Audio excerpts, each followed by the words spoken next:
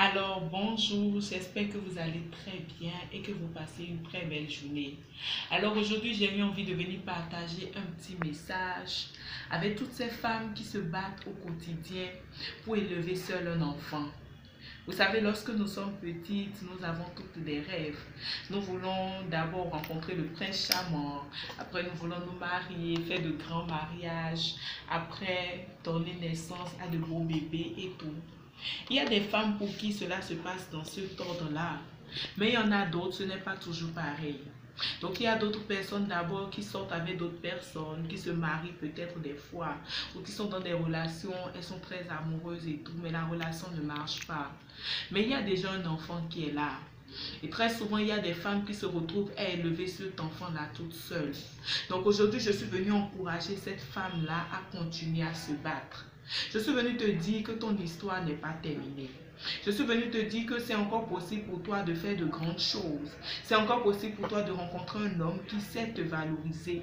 Un homme qui sait vraiment, qui comprend tes souffrances, qui comprend d'où tu viens et qui est prêt à t'accepter tel que tu es, à accepter ton enfant ou tes enfants et à vraiment bâtir avec toi un foyer.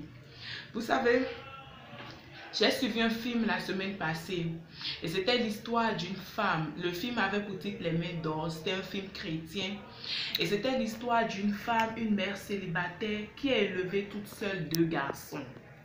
Donc cette mère célibataire, elle a envoyé ses garçons dans une école où il n'y avait que des blancs parce que ce sont des noirs américains. Et le dernier était dans une classe où chaque fois on le méprisait, chaque fois on lui disait que c'était pas possible pour lui de réussir, qu'il était trop bête, ses camarades vraiment ne faisaient que l'insulter. Chaque fois qu'il venait à la maison, il était déprimé.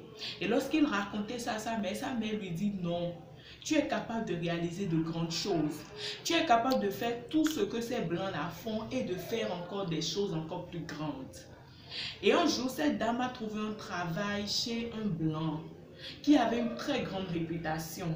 Et lorsqu'elle nettoyait la maison, elle a découvert une pièce qui était la bibliothèque. Elle a vu tellement de livres et elle lui a demandé, mais est-ce qu'il arrive à lire tout ça? Et il dit oui, bien sûr. Elle s'est rendue compte que cela faisait partie des choses qui ont fait que ce monsieur-là a pu réussir dans la vie.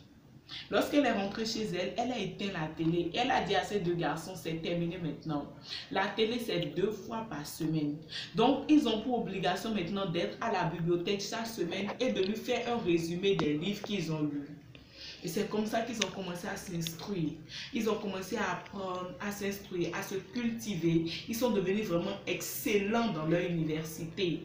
Et cela a fait que cette femme a engendré un neurologue et un chirurgien.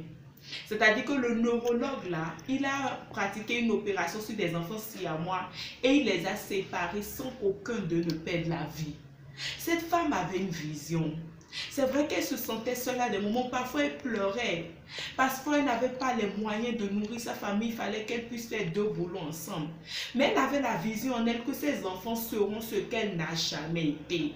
Et elle n'a jamais abandonné. Elle a cru que Dieu pouvait l'accompagner. Donc aujourd'hui, je suis venue te pousser à continuer à te battre.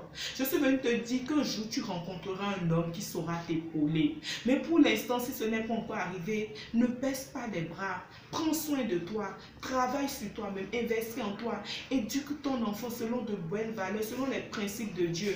Et tu verras que demain, il fera ta fierté. Aujourd'hui, j'ai lu une histoire d'un monsieur. Et le monsieur a dit que lorsqu'il était très jeune, il disait à Dieu, Seigneur, aide-moi à changer le monde entier. Lorsqu'il est venu à 40 ans, il a vu qu'il n'a pas pu changer le monde. Il a dit à Dieu, Seigneur, aide-moi à changer ma famille, mes amis proches. Arrivé à 80 ans, sa prière c'était, Seigneur, aide-moi à me changer moi-même.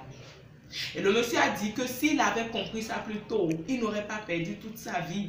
Et parfois, nous voulons changer les autres. Nous en voulons aux autres pour certaines choses, alors que le problème, c'est d'abord nous.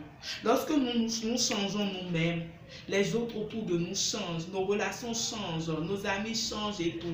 Donc aujourd'hui, je suis vraiment venue te pousser à continuer de croire, à continuer de travailler en toi et à vraiment exploser tout ce que Dieu a déposé en toi. Alors je vous invite à prendre vos journaux intimes qui sont en France, qui sont au Canada et qui sont actuellement aussi à Dakar. Et que Dieu vous bénisse. Allez, bisous.